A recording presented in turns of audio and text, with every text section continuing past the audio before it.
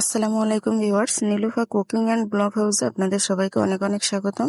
চলে এসেছি নতুন আরেকটি রেসিপি নিয়ে। আমার আজকের পর্বে থাকবে 10 টাকার প্যাকেট গুঁড়ো দুধ দিয়ে রসমালাই রেসিপি। কিভাবে করে খুব সহজে বাসায় তৈরি করতে পারবেন সেই রেসিপিটি আজকে শেয়ার করব।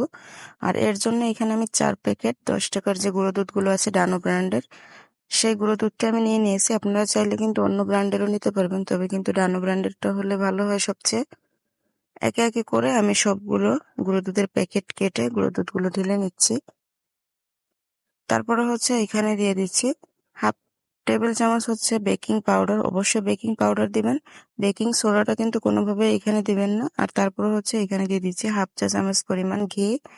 আমার যেটুকু গুঁড়ো দুধ, এই উপকরণগুলো একদম পারফেক্ট হবে। আপনারা যদি বাড়িয়ে নিতে চান উপকরণগুলোর দিকে খেয়াল রাখতে হবে অবশ্যই।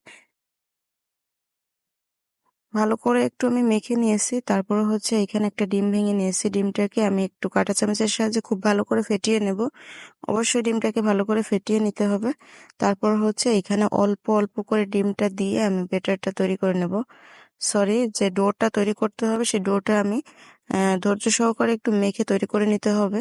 তো ডোটা তৈরি করতে কিন্তু খুব বেশি সময় লাগে না, বড়জোর কিন্তু 3 থেকে 4 মিনিট সময় লাগে।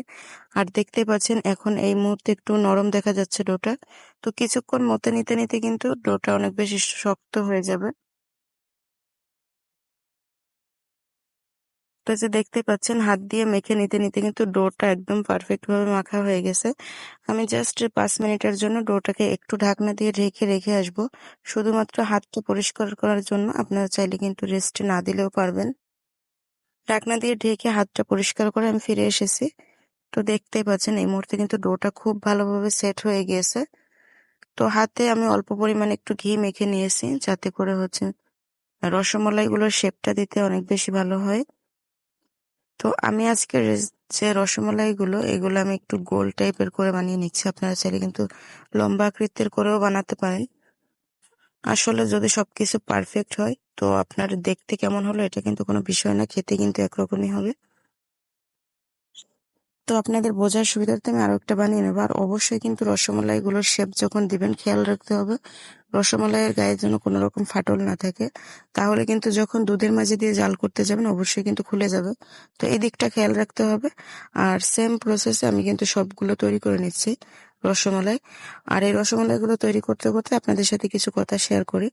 তো যে সকল আপু এবং ভাইয়ারা ঘরে বসে বা একটা জবের পাশাপাশি আরেকটা জব করতে চান, তারা অবশ্যই আমার ফেসবুকের যে লিঙ্কটা আমি ডেসক্রিপশনে দিয়ে রাখবো, অবশ্যই এখানে লিঙ্কে ক্লিক করে আমার সাথে পার্সোনালি যোগাযোগ করবেন। খুব ভালো একটা কাজের সন্ধান দিতে পারবেন ইনশাল্লাহ।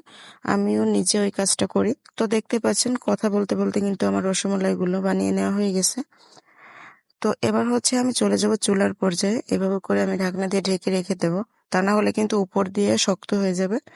আর এদিকে চুলায় আমি দুধটা জাল করতে বসিয়ে রেখে দিয়েছিলাম। এখানে আমি 250 মিলিগ্রাম দুধ নিয়েছি, যেহেতু আমার রসমালাইগুলো কম। তো আপনারা চাইলে যদি রসমালাইগুলো বাড়িয়ে নিন তাহলে কিন্তু এখানে দুধ এবং চিনির পরিমাণটাও বাড়িয়ে নিতে হবে। চিনিটা আমি দিয়ে দিয়েছি 1/3 কাপ পরিমাণ। আমার পরিমাণ মতো আমি চিনিটা দিয়ে নিয়েছি। যার যার পছন্দ মতো যে যেরকম মিষ্টি খেতে পছন্দ করেন সেরকম ভাবে চিনিটা দিয়ে নেবেন। চিনিটা যখন ভালোভাবে গলে যাবে এবং ফুটতে শুরু করবে সেই মুহূর্তে রসমালাইয়ের বলগুলো আমি দিয়ে দিচ্ছি। আর একটা জিনিস খেয়াল করবেন যে দেওয়ার সাথে সাথে কিন্তু রসমালাইগুলো একদম ফুলে উপরে উঠে আসতে শুরু করেছে। আর চোখের সামনেই কিন্তু 2-3 সেকেন্ডের ভিতরেই কিন্তু রসমালাইগুলো ফুলে উঠেছে। আর অবশ্যই কিন্তু রসমালাইগুলো ফুটন্ত দুধে দিতে হবে। আর এভাবে করে ঢাকনা দিয়ে ঢেকে ঢেকে রান্না করে নিতে হবে।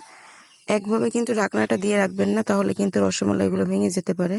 আর এই যে 5-7 মিনিট আমি জাল করে নিয়েছি, রসমালাইগুলো আমার তৈরি করে নেওয়া হয়ে গেছে। আমার কাছে মনে হয় যখন কারো মিষ্টি ডেজার্ট খেতে মনে চায় তখন কিন্তু রসমালাইটাই বেস্ট, কারণ এটা বানাতে খুব কম সময় লাগে এবং খেতে কিন্তু দুর্দান্ত হয়। তো একটা আপনাদের সাথে কেটে শেয়ার করছি, দেখতেই পাচ্ছেন রসমালাইটা কতটা পারফেক্ট হয়েছে।